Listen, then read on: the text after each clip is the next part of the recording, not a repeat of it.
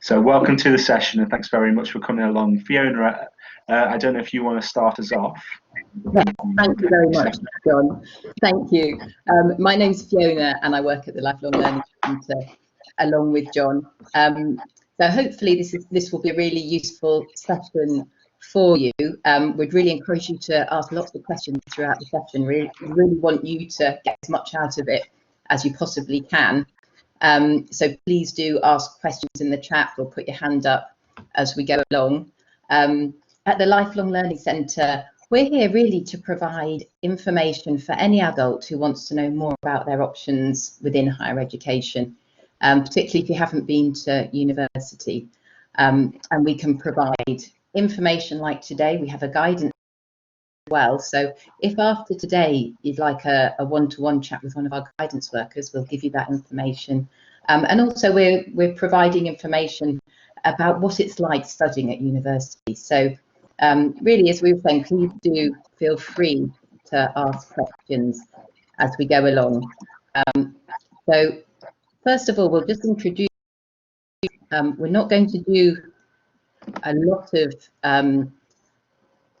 sharing video today, but first of all, John and I are going to share our cameras so you can say hello, so we can say hello to you. So I'm just going to share my camera. So I hope that's right. Oh, hello everybody. Nice to see you all. Thank you very much for joining us. And now I'll hand over to John to share his camera.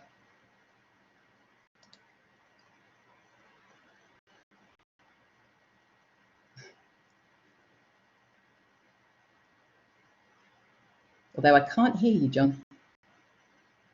Sorry, can you hear me now? Yes, I can.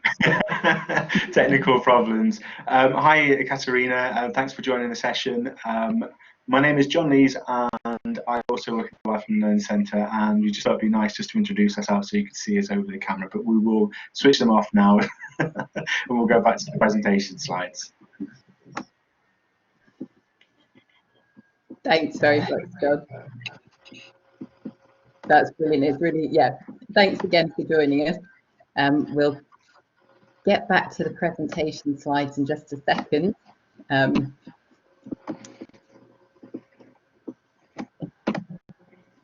Here we are. Excellent. So, yeah, as you can see, there's some graduates at the Lifelong Learning Centre at Leeds University, and we'll just move on to the next slide. So, what we'd like to just kick off with is just if you would think about how you feel about university. So just in one word, what we'd like you to do is write how you feel on this whiteboard here, and it's very easy to do. So what you can do is just click on the T at the top, which will come out as text, and then you can write however you're feeling about university. It could be positive or negative or whatever it is. I'm just going to write hello, so hopefully you can see it there.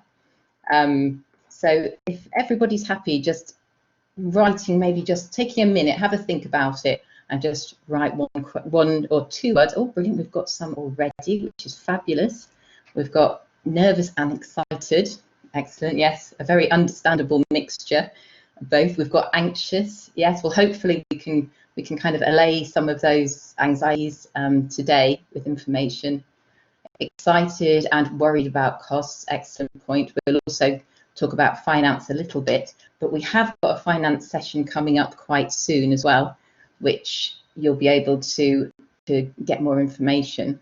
We've got exciting as well, which is excellent. So all sorts of kind of feelings, positive, I wouldn't say negative, but kind of, you know, anticipatory.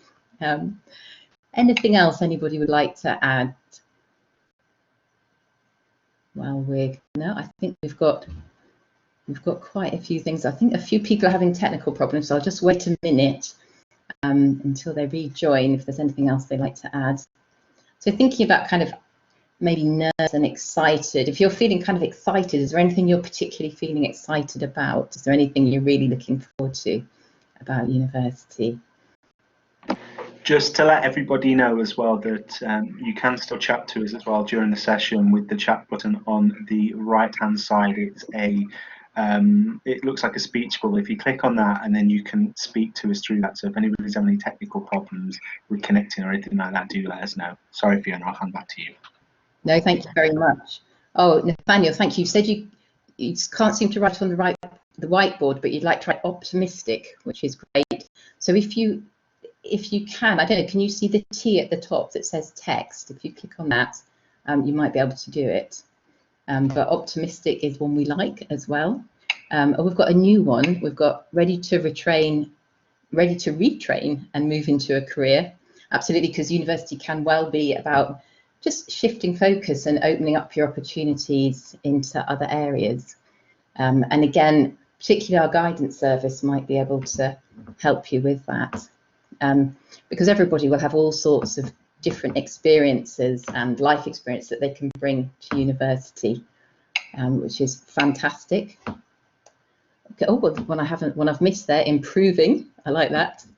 Improving, yeah, we're all kind of improving ourselves through our own learning, spending time on ourselves, really.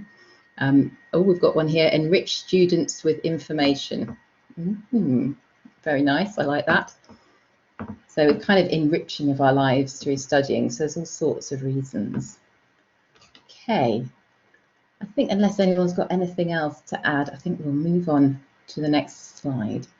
Thank you very much for sharing that.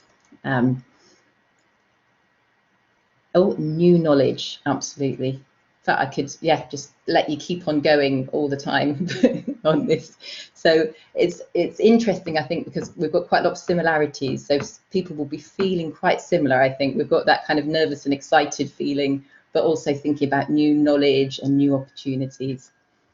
So I'm going to move on to the next slide now, and just hand over to John for this one.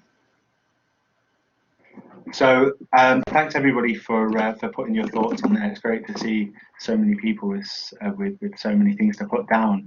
I think, like Fiona said, we could probably carry on for quite a long time on that. But just for us now, so we know a little bit more about you guys as well. It'd be great for you just to put in the chat function that what you're thinking about studying, if you've decided what you want to study, if you've maybe started an application yet, and if you want to study part-time or full-time as well. As much information as you'd like to share with us, really, just in the chat. It'd be great, just mainly though, to know what you're thinking about studying and whether you're thinking this year or perhaps in a few years' time. So if everybody could just put that in the chat function on the right-hand side, that'd be brilliant. I'll give you a bit of time to do that as well, because I know everybody has different technology. Well, we've got childhood studies part-time from Yale, that's great. Brilliant, thanks Anna. Radiology or mental health, so in 2021 or 2022, so not this year, then perhaps next year. Brilliant. Oh, Lucy, hoping to studying part-time, they're still not sure of subject. Excellent, thank you for coming. Brilliant, so we've got a few answers now as well. Maria, thinking part-time, but not this year, either midwifery or nursing. That's really interesting. And Nathaniel as well, thinking about doing a full-time physics course starting in 2021, but you're not sure where you want to study.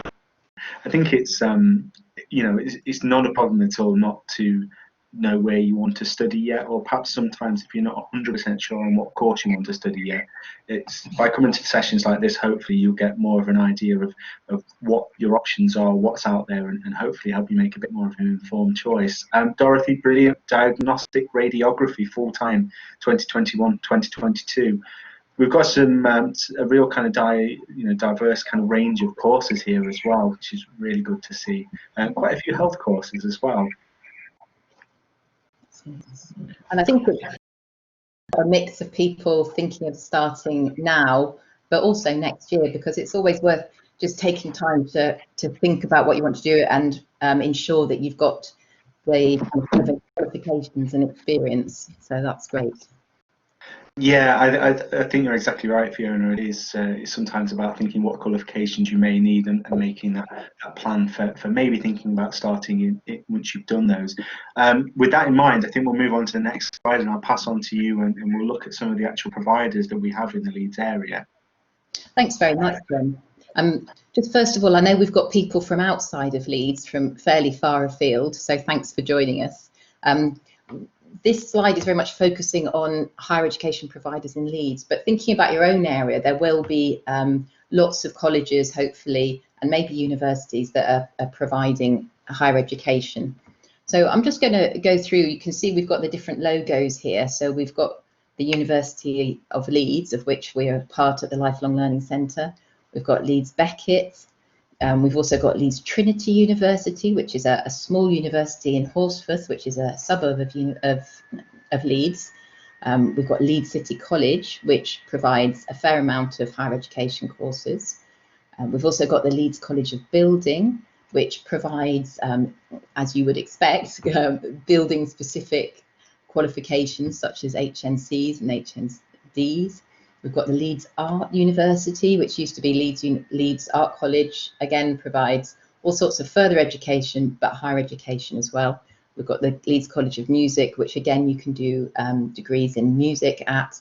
And then finally we've got the Open University, and we include that because you may know already, but the Open University is all completely online, so that might suit some people depending on your situation. And it's very well known and well renowned university.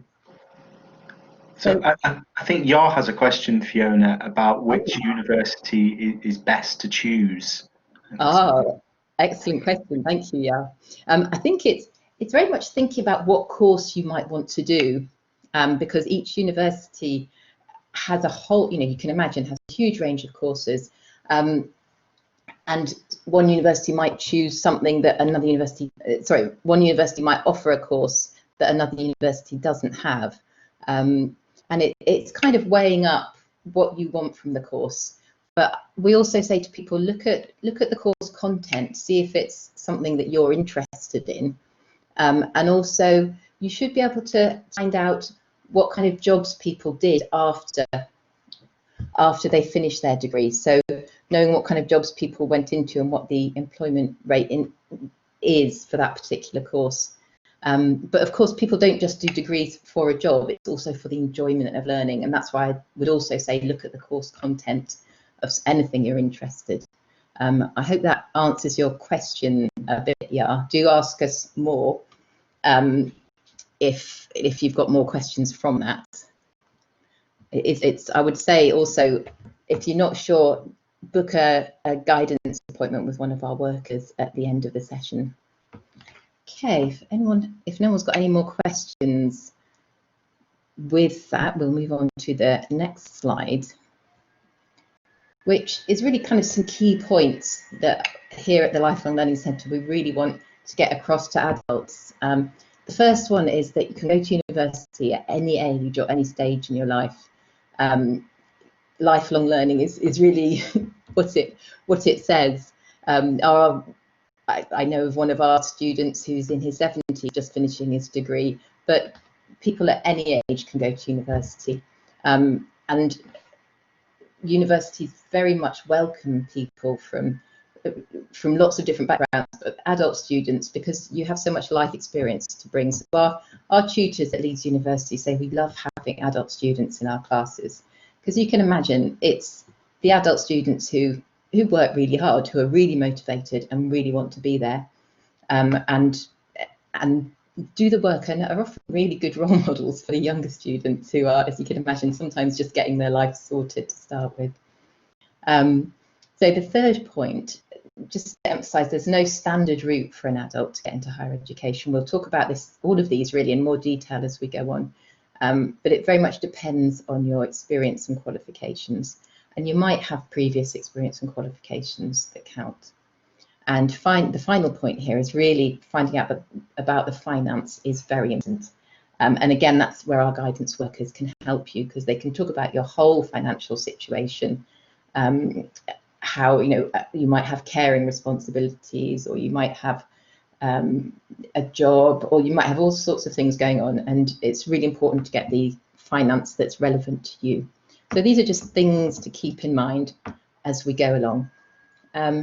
So again, just as we've said, life experience, work experience is very, very relevant. Previous qualifications are also important, but there's also a lot of flexibility for adult students. So really, probably the main qualifications you might need are maths and English, maybe a GCSE, maybe functional skills, maths and English level 2 of some kind. And then you can go on and do a foundation year or an access course. But there is a lot of flexibility for adults.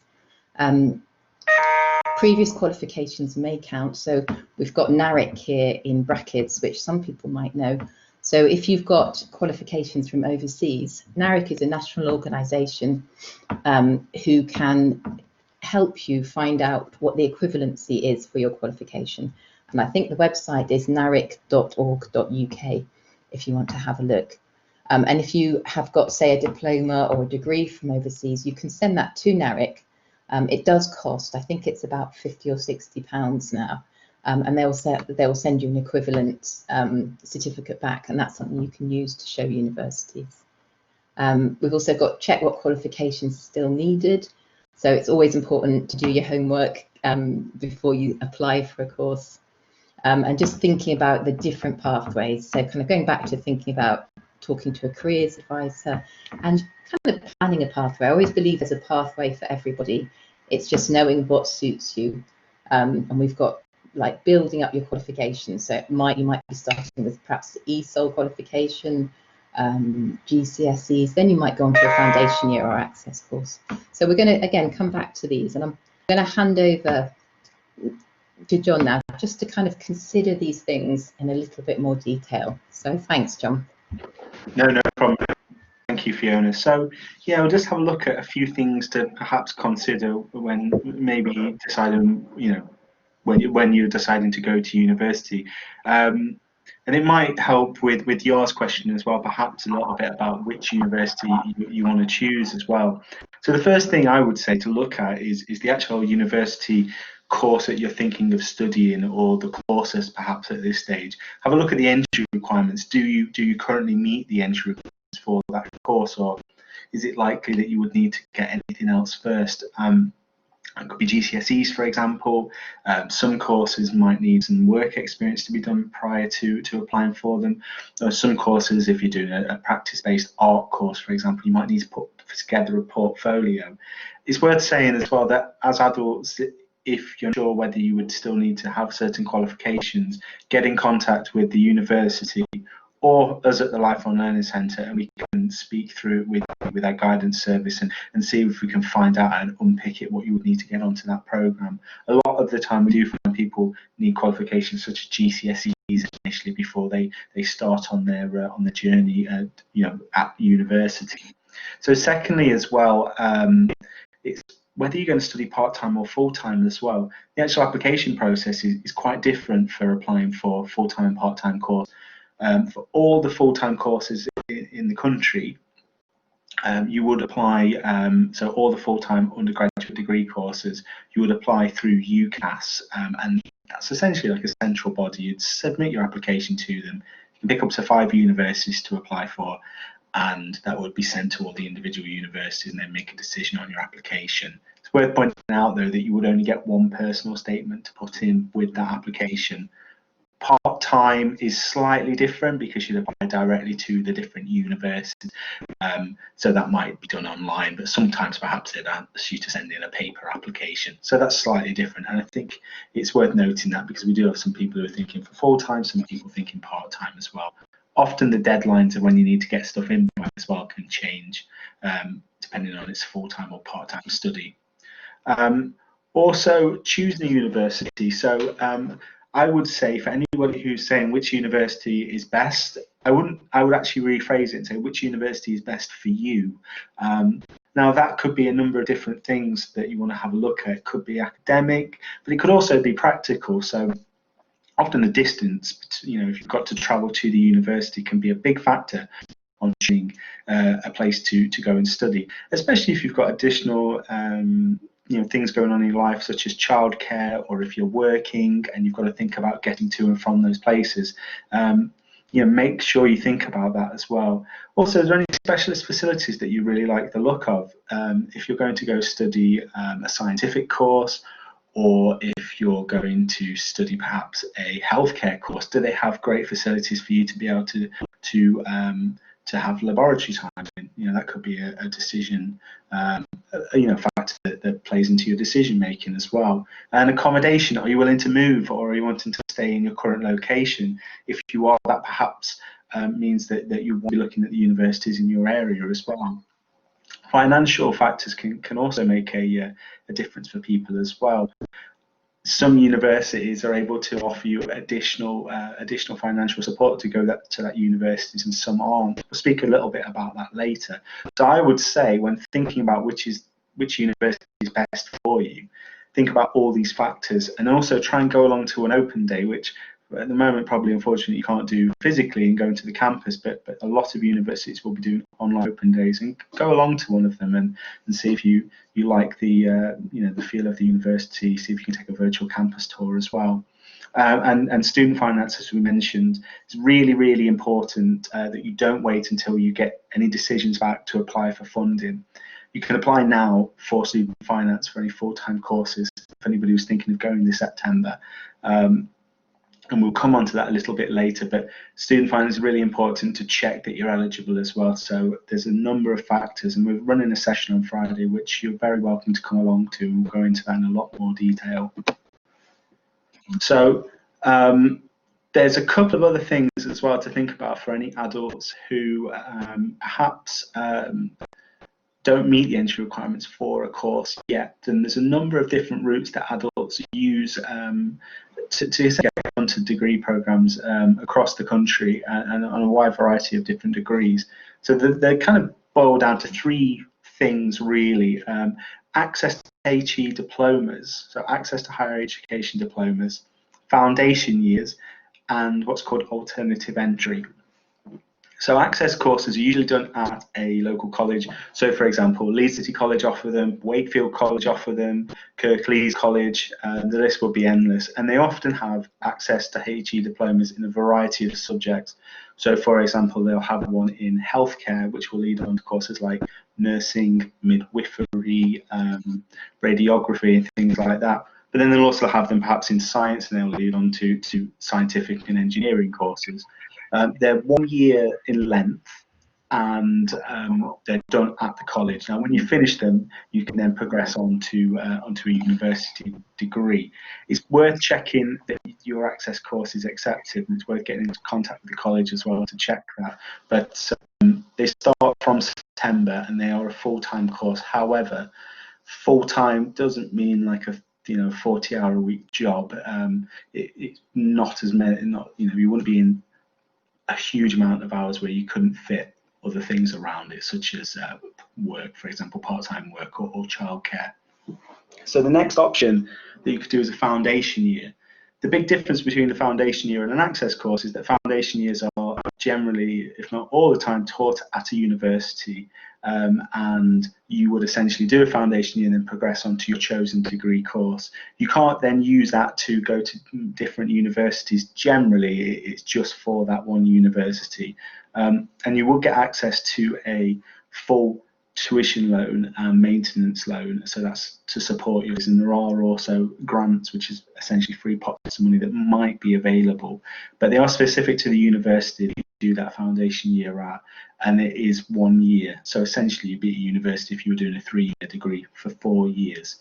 And then finally, what's called alternative entry. Now, this is not available for all courses, but some courses that particularly we have at the Life and Learning Centre might not need you to do an access course or a foundation year. Based on your current qualifications, we may be able to set you essentially a university-based assessment where you might do a test, or you might be asked to write an essay. And it's all depending on your life, your work experience, and perhaps your previous qualifications as well. Any questions around that, do get in touch with us, and we can look into it further for you. So Fiona, I think, just add something there. Oh, thanks very much, John. I don't know if you mentioned, but if you have other level 3 qualifications, they might also count as a way into university. So, for example, you might have a BTEC, or you might have a MVQ level 3, such as a childcare or supporting teaching and learning qualification at level 3. And that might also be a way into university as well. So thanks, John. Brilliant, thanks, Fiona. Yeah, as Fiona said, she's exactly right that there are other qualifications that we're not covering on this slide that could be used, and that also goes for anybody who's done qualifications in a different country as well. Perhaps as we spoke about with regards to NARIC, it's really worth getting in contact with those as well, with them as well, to look into that. So just before we move on to the next part of personal statements, it's probably worth mentioning about GCSEs as well. A lot of courses perhaps need you to have GCSEs, particularly healthcare courses as well. And we find that actual GCSE is a brilliant building block, foundation to carry on your studies, and it really kind of gets you used to being in the classroom environment and study, particularly if you've been away from education for quite a while. There's a lot of colleges which will run GCSE courses as well, but particularly for some courses they do require GCSEs. But I think we've got some questions about. So yours asking that GCSE is relevant, have grade 3 in English is acceptable. It really depends on the course that you want to study, Yar.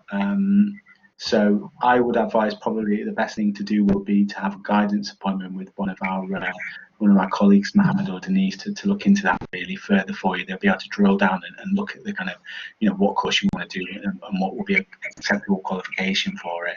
And Maria's asking who she can contact for further information on areas and getting help on applications. Again, at the Lifelong Learning Centre, that's what we're here for. We're here to help adults who want to go to university, who perhaps haven't had the opportunity before. We're really, wanting to help people make those next steps, which are right for them. So get in contact with us after the session, Maria, and we can see if we can point you in the right direction. So I guess the next step to think about once you've decided what course you want to do, you've perhaps doing some study, and now you're thinking of applying to university, is your personal statement. So as I mentioned, if you're applying for a full-time course, then you would only have one personal statement to cover all your choices that you choose, and that would be up to 5 choices. So essentially, when you submit your application, that personal statement will be sent to each university that you apply for. So it's really important that the courses you really apply for aren't wildly different, and that you get yourself across in personal statement for all your choices. So you can use up to 4,000 characters, which is 47 lines. So that's not words, that's characters. It works out about one side of A4, and we always say every word really does count. And I would really say you expect to do lots of drafts, and be really positive, be yourself, because as adults, I'm sure you've got lots of brilliant transferable skills and attributes and things that you do every day, which universities and admissions tutors are looking for, because you're really valued as adult learners at university. You bring so much to the student body, and universities really want you there, but you need to be able to get this across in your personal statement as well.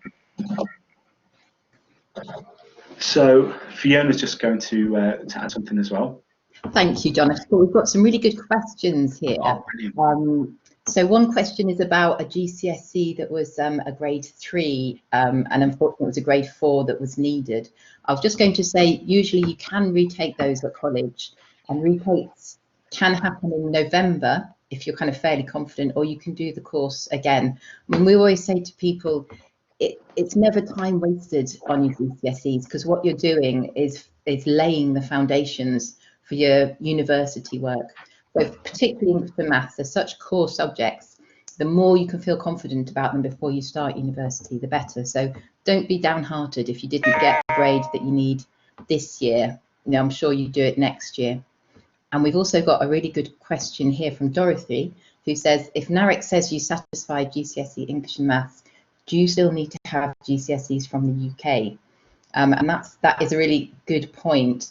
I think probably the main question here is about the English GCSE, because, for example, if NARIC says your maths is equivalent, that might be absolutely fine for universities. But what lots of universities also want is a English language qualification, and we will go into this in more detail. But that might need to be an English GCSE, or you might have also heard of IELTS qualifications. John, do you want to add anything more about that? Yeah, thanks Fiona for that. I think just to kind of, I guess, just reiterate what Fiona said as well. Yes, some universities would require a GCSE, particularly in the English language, and might not be able to take a equivalent qualification from a different country. I would probably say it depends also on what course you want to study, and what university you want to go to as well. It's probably worthwhile getting in contact with the department and just checking as well that the qualification you've got would or wouldn't, allow you to go onto that program. But I think, we have a lot of students from a variety of backgrounds who have to, first go and do a GCSE in language or mathematics sometimes, and they really do find, as Fiona said, that it's a real great solid foundation to perhaps begin their studies or continue their studies. So we really would recommend GCSEs, because also they're very transferable after you've studied as well. Some jobs, ask people to have GCSEs, so they're really a great thing to have, and I would really encourage anybody to do that. So we've just got a couple more questions before we move on as well. Anna's asking if we have any tips on making your personal statement stand out. Well, we're going to have a quick look at that after, Anna, and I'll make sure to send some links to great personal statement tips and guides and videos that are available online, because we do have some great resources that we'll pass on to you. And I think the main thing is about being yourself in your personal statement, but also being positive and making sure that what you say puts you in as good light as possible. Fiona, I think you want to maybe mention something there? Yeah, just to add to what John's saying, at the end of the session, we'll send out a whole list of links, and we've also created a Padlet, which is just really an online kind of platform that will have lots of information on. So hopefully that will be useful as well. And we've got a question from Maria, who says, can you also assist in helping understanding the career prospects for the selected degrees? Again, a really important question. So we would definitely recommend making an appointment with one of our guidance officers. And there's also a website called Prospects, which we will send you the details for, because you can look at all the different degrees and what type of careers they lead to. So thanks for that question. I'm going to hand back to John now.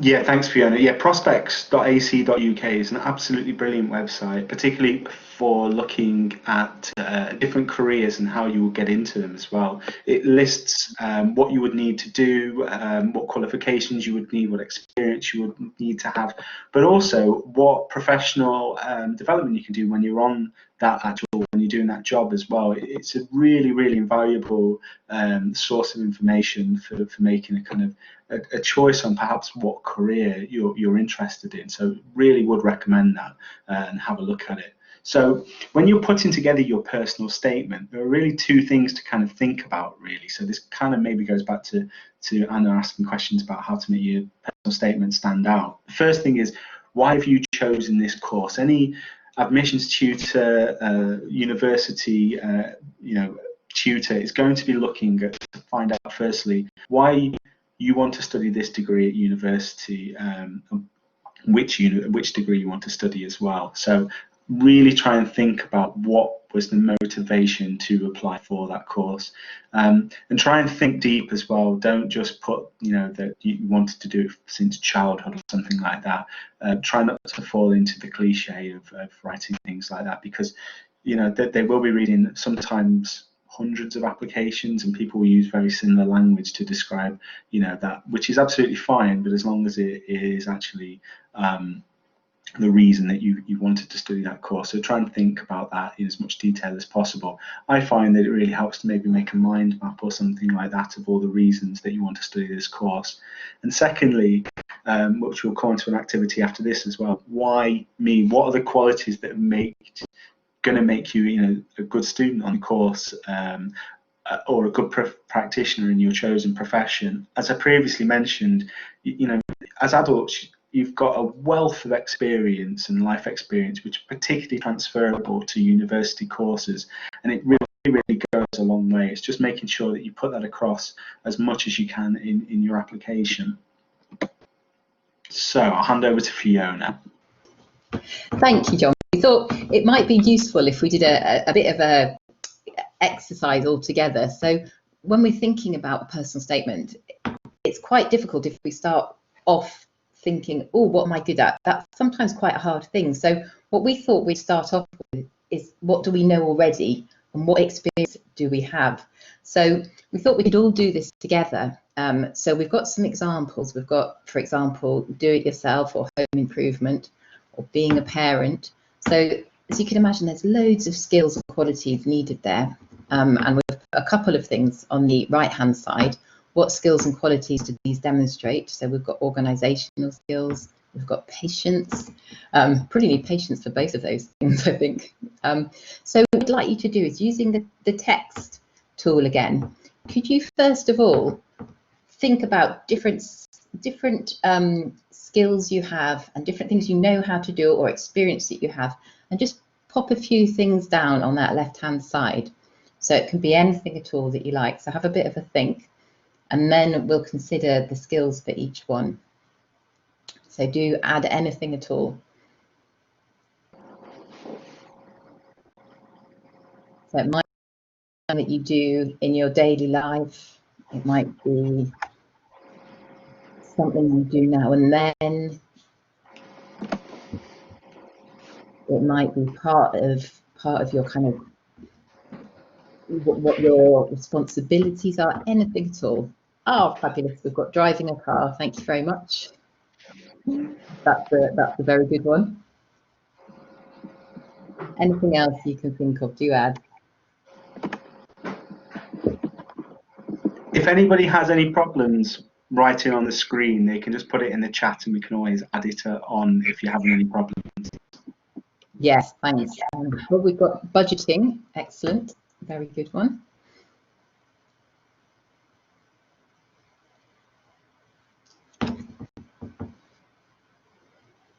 Sometimes I think of what I do, like if you think of like from the morning or until the evening, what do we do? Oh, managing to-do lists. Excellent. All sorts of skills and qualities within that.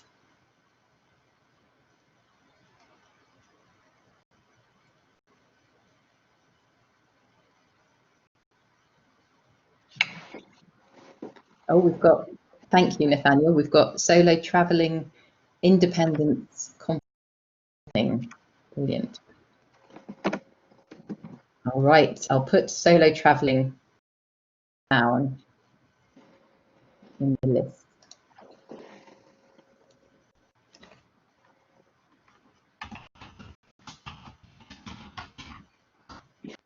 I think we've got quite a few more as well that have come up. So we've got being organised, cooking as well. It's a brilliant one. Managing finances and bills as well. Excellent. So we've got. So do keep adding to that.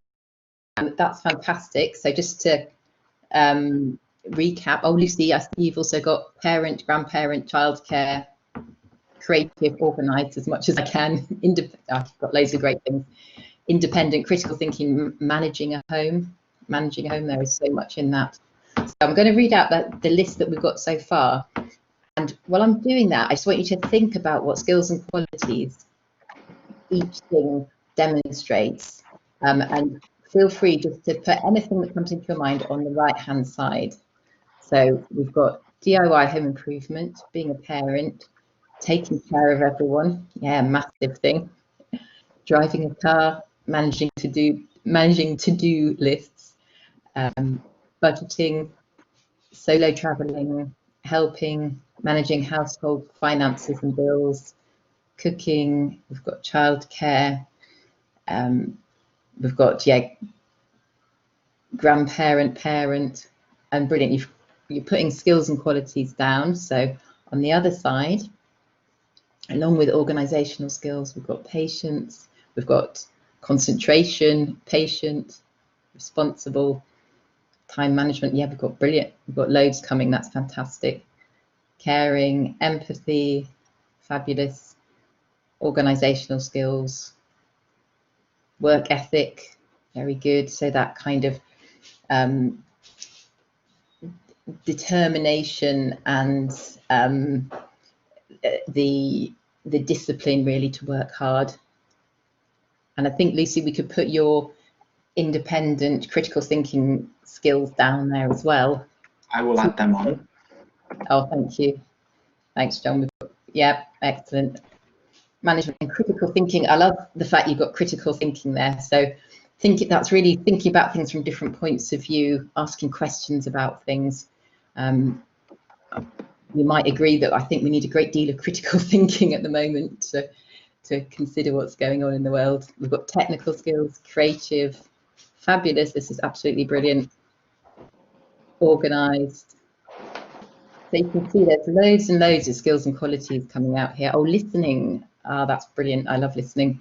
Listening is a very underrated skill, so important. Confidence, that's really important. So we've got all sorts of different things. Planning. I'll just give you maybe 20 more seconds to add anything else that you would like. We've got an awful lot of skills and qualities. Ability to focus, I think that's a new one. Yep, excellent. Fabulous.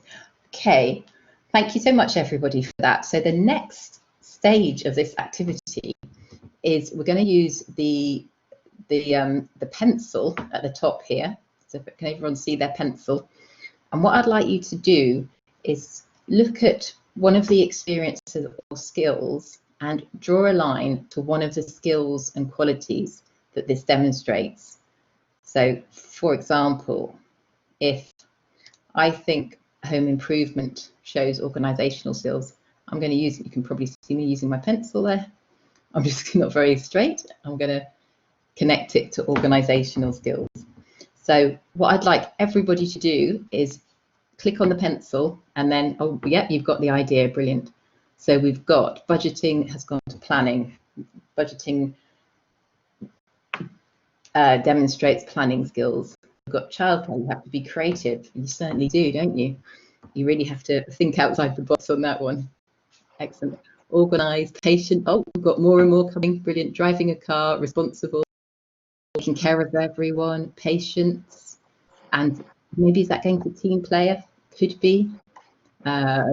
Managing to-do lists, planning, organised patience, solo travelling, organisation, managing household finance and bills, organised, cooking, creativity, absolutely. I'm sure, sorry if I'm not. Got childcare goes to caring, absolutely. I'm sure we've got more. You can join to one that's already been joined to. So it doesn't matter if we have loads of lines going all over the place with this. Just put down whatever you think. Excellent. So we've got oral and written skills, which are linking to maybe managing household finance. So you can see there, oh yeah, excellent, managing to-do lists, concentration.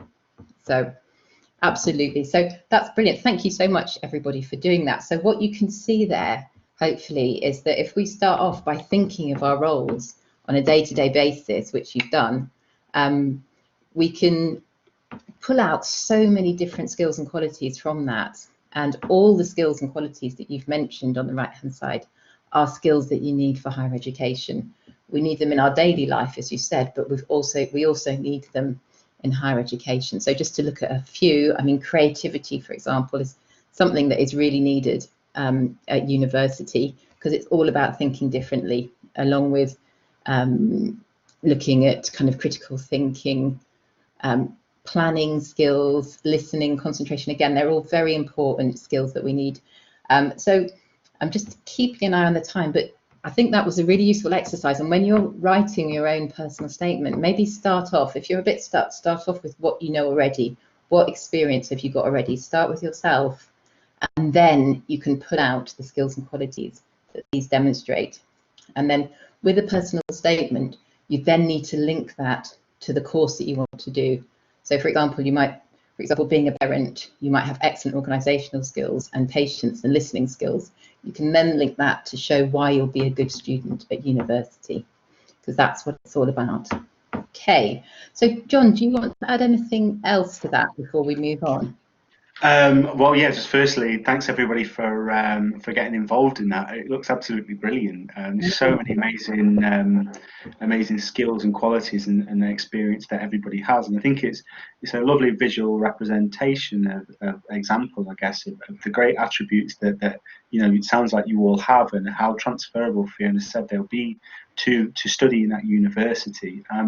It's worth probably saying as well that this is transferable to interviews as well. So think about these things if you're going to an interview as part of a degree application, because in exactly the same way, they want to know about the experience you have, and what skills and qualities do you need to demonstrate these on a regular basis. The other thing, like Fiona said as well, is just making sure that this added layer of making sure you go back to the course that you're applying for. So if you say, for example, like as Fiona said, if you're a parent and patience is really a quality that you demonstrate on a daily basis, how will that link then to the degree that you're applying for? So if you're applying for nursing or midwifery, perhaps having patience is particularly important, because that's what you're going to need when dealing perhaps with patients, or in very busy situations you're going to need that patience. Also, other things, for example, creativity and the ability to think of different scenarios and ways of doing things, particularly important. But just make sure you link it to your degree that you're applying for as well. So shall we move on to the next slide? Yeah. Yeah, thank you. Brilliant. Whoops, we've gone too fast. So just a couple of things just to think about when you do put together a personal statement. So make a plan. Always start with a plan, but try and structure it. I always think that I'm a terrible example of somebody who doesn't always do this. I'll make notes and then I'll go back a week or 2 weeks later and I'm not quite sure what I meant at that time. So try and structure it. If it's a mind map, lists, things to identify things you want to put in and what you want to cover, and also just always think of the flow when you're putting together a personal statement in your application. So this doesn't matter if it's part-time or full-time. Shouldn't read like a shopping list. It should read like an essay with a beginning, a middle and a conclusion. Obviously don't copy it, I don't think for a second anybody would.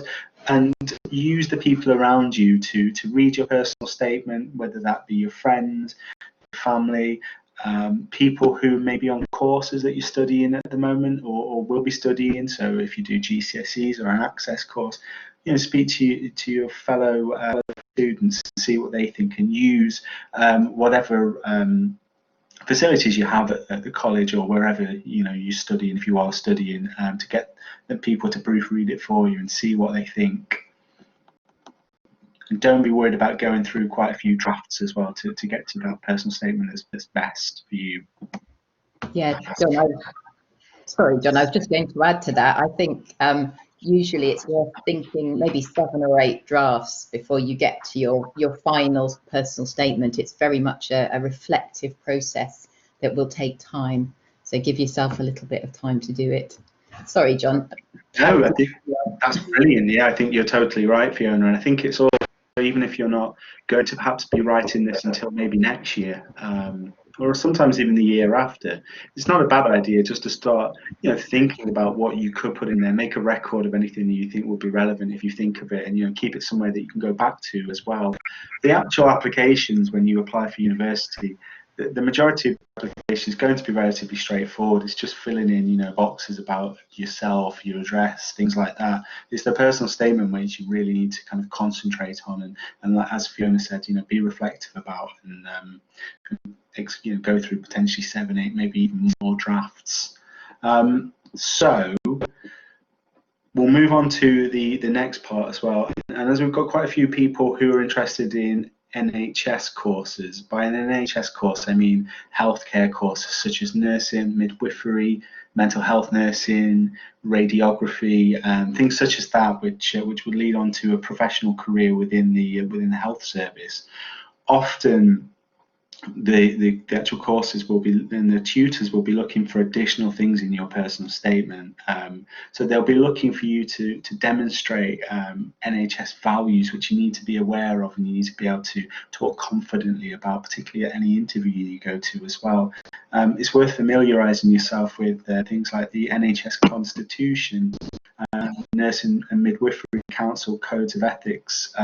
They're really, really worth having a look at online. They're all available online as well. And by what you've said in the previous activity, a lot of these NHS values that we've got here, compassion, improving lives, commitment to quality of care, I think a lot of the examples that people put down could definitely be linked to these. So it's certainly something that I'm sure a lot of you probably have experience of as well already. Perhaps maybe even if you're working in a healthcare role as well, make sure you include all that relevant experience in your application, because that's what tutors will be looking for.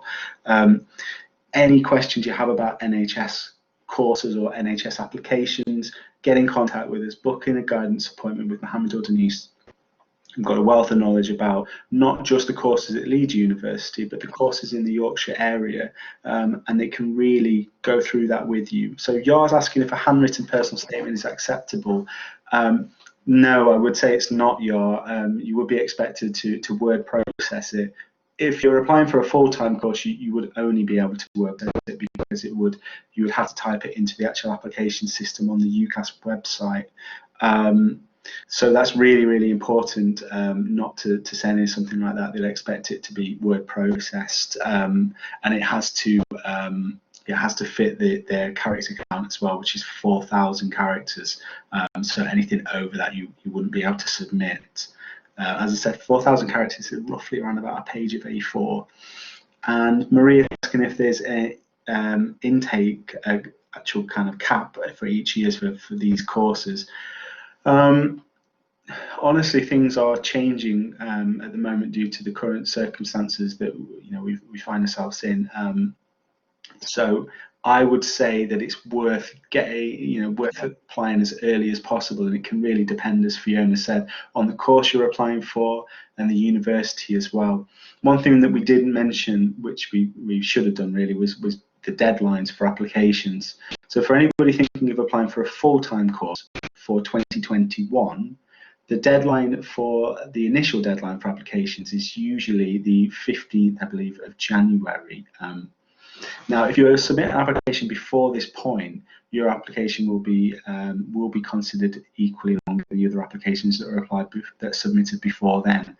After January, it's generally you can only submit an application and apply for a course if there are places still available, and as soon as they fill the course, they will then shut it. So it really depends from course to course as to whether there's an intake cap. But something that you can do to avoid this, Maria, is applying as early as possible, really. I think Fiona just wants to mention something. Oh, thanks, John. Just to add to what you were saying, yeah, the UCAS deadline is the 15th of January, but not all courses will be filled, so you can actually apply after that. And there's UCAS, which is the online universities and colleges admission system for full-time courses, has different kind of activities going on until really August. So there still might be a possibility if you're thinking about this year. But again, I think perhaps get some individual advice and guidance about that. Okay, thanks, John. Fiona, yeah, thanks for that clarification. You definitely can still apply for many courses for this September. that initial deadline is just the one that UCAS give everybody to say, if you submit an application before that time, your application will definitely be considered. But there's still lots and lots of places for this September, and a variety of different courses, I'd say, and lots of different universities as well. Fiona? And if you're thinking of part application, that's direct to the university itself. So you can just contact the university and ask for an application form. And usually the deadline is not as strict. It depends on the course, of course, but you know, if you're thinking of perhaps a part-time foundation year for this year, there might well be still places available. Thanks, John. Definitely, yeah, definitely. Maria's got a good question about whether all courses start in September, or whether there will be any different intakes throughout the year, which is a great question. So I would say a lot of courses do start in September, and that's their one intake in the year. But there are some programs which sometimes have a January start. Some nursing courses, some universities might, for example, offer a January intake.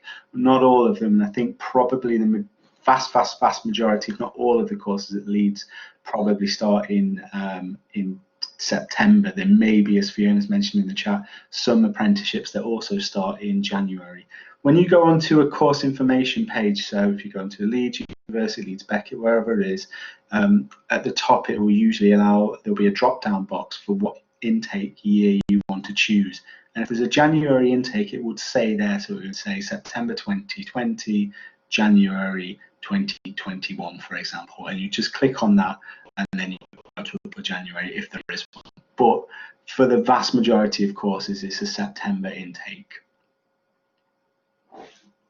So yeah, just to recap then for NHS applications, just make sure that you're aware of the NHS values.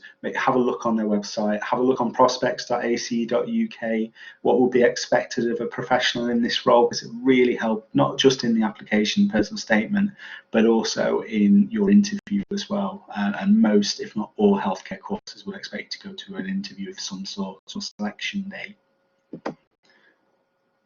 So now, especially for people who are thinking maybe in a couple of years' time, there's a lot of other options of things that you can do alongside your studies, of course, if you do have time to strengthen your experience in your application.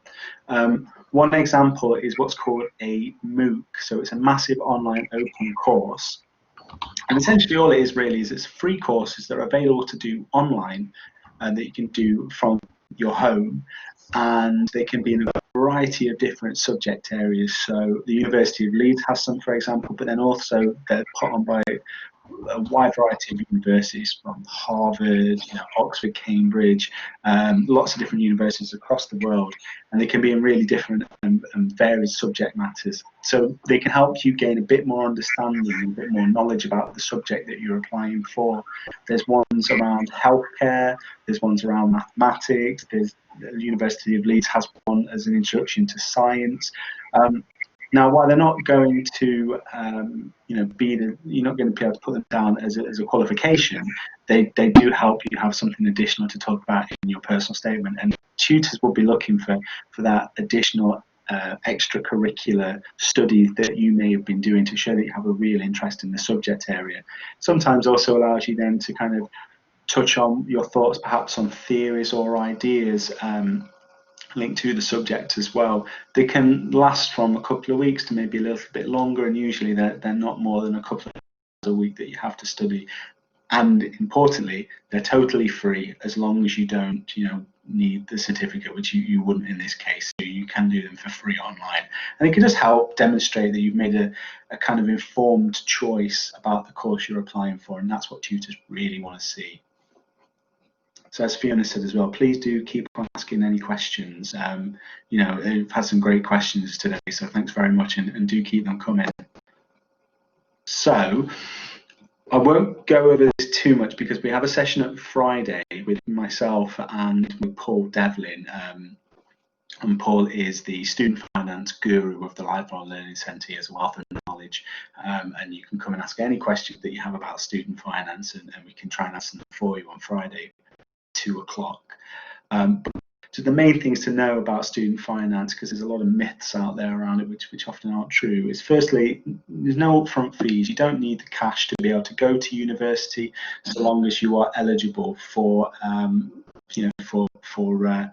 for the financial support from the government. Now, there are loans available and for tuition fees and living costs. So your living costs is could be used for basically anything that you need to use it for while you're studying, and your tuition fees will pay straight to the university. So again, you don't need that cash to be able to take to the university to pay for your course. And crucially, you only actually start to repay once you earn above around about £26,500. If you earn less, then you wouldn't have to repay any of your student loan. And after 30 years, the debt is completely wiped. Now, that's irrespective if you paid a portion of it or none at all. So technically, never earn above £26,000, you never have to pay anything back. And there's additional pots of money which you don't have to pay back as well, grants we call them, available for disability support, dependent support, so that can be childcare. It can also be if you have adult dependents, and there's additional potential support that you can get, which can really help people studying. I guess the reason we kind of add this in is the main thing to think about student finance is not to worry about it, not to see it as a barrier, because as long as you're eligible, you will get a lot of support, financial support to carry on studying. But come along on Friday and we can dig deep into it and look into it in much more detail for you. So I think this is me as well, isn't it, Fiona? So when you're thinking about going to university, as we've mentioned perhaps already, do your research.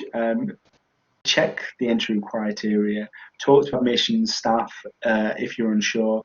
I've got it underlined here, but get things confirmed in writing. So if somebody tells you that they can accept a qualification, should I say, get them to email that to you. So if you need to provide it in the future, you've got that available. And come and talk to us as well. We're here to help you. As we mentioned, do you need to think about GCSEs, perhaps English, maths, sometimes science as well, particularly for healthcare courses like nursing, midwifery? Often you would need a science GCSE. Currently, at the moment, the colleges will be recruiting or will be open for applications for their GCSE courses starting in September. A lot of them will have a quite easy initial application process for you to go through. So have a look on their websites. If you're based in Leeds, there's Leeds City College. As I said, there's Wakefield College, Kirklees, Harrogate College. All these places will offer GCSEs for adults, and you shouldn't have to pay for them either. And it's exactly the same across the country. So if you're based in anywhere else, there should be further education colleges which offer you GCSEs to do. Often as well, they'll have a number of hours and days which you might be able to attend as well. So a lot of people will fit it around full-time work or childcare as well. And think about strengthening your personal statement as well. So I think we've touched on that quite a lot, but I'll pass over to Fiona just to maybe mention a little bit more about GCSE. Yeah, I don't know if you mentioned it, John, but just to say, I think colleges will be, well, they already offer online GCSEs. And as far as I know, I would imagine they'll be offering more online GCSEs in September. So that might suit people if you're at home anyway. And you'll use probably something like Google Classrooms, but they'll show you how to do it anyway. So there will be different options. So that's just all I wanted to mention. Thanks, John. Oh, that's a brilliant point, which I don't think I mentioned. So thank you very much for that, Fiona. Yeah, online. Hopefully, as Fiona said, that a lot of the colleges will be moving to some online provision for the GCSEs. So you should still be able to get access to that, even if you can't go to the campus at the moment. And also research financial packages which are offered by universities. So as we mentioned about, going back to Yar's initial question about whether what would be the best university for me. Sometimes a lot of people can find that if there's additional financial support from the university, it can really help and take the burden, off them needing, for example, to work more hours, and it can really free them up, and that can make a big difference to their decision making on which university they go to. go to university websites, give them a call, email them, and see what they have available. Each university is completely different, but often there will be financial support. Leeds, for example, has the Leeds Financial Support Package, which if you're eligible for it, could be up to about £3,000 per year, which you don't have to pay back, which can make a real big difference. So it's really worth looking into that. And I'll pass over to Fiona. Thank you very much, John. Yeah, just to say, Greg's put the link to the student finance session on Friday, which John and our colleague Paul are running. So please do sign up for more information and to register for that event. You're very welcome to come along. And our slide here really features our lovely guidance workers. We've got Mohammed and Denise, who you can make an appointment on the telephone to talk to about really what your choices are. And you have to be thinking about Leeds University. It can be university or college or career, and they will give you impartial advice. So they're not trying to sell you Leeds University. You might want to know about a different university or a different college. And also their advice is completely confidential. So I would really recommend anybody to make an appointment. So you can either do that through emailing us. So the email is adviceandguidance@leeds.ac.uk, or you can phone us on 0113, so that's Leeds 3433 1770. We might also have another number for our guidance, but we'll send you all this information anyway. So if anybody's got any questions about the guidance service, do ask us.